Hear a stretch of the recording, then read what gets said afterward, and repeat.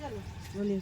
जय राम जी, मेरे सनातनी और राष्ट्रवादी भाई बहन। तो आज सोमवार को हम लोग कौन महादेव हैं?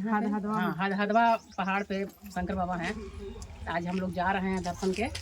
पहाड़ चढ़ रहे हैं, आधा चढ़ गए हैं, अब आधा बाकी है चढ़ना।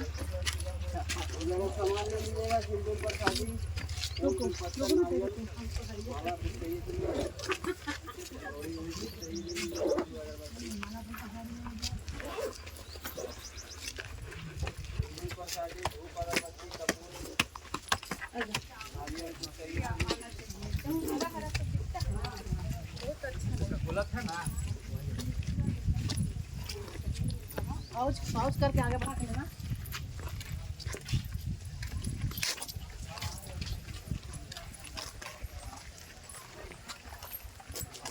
चलते रहना चाहिए।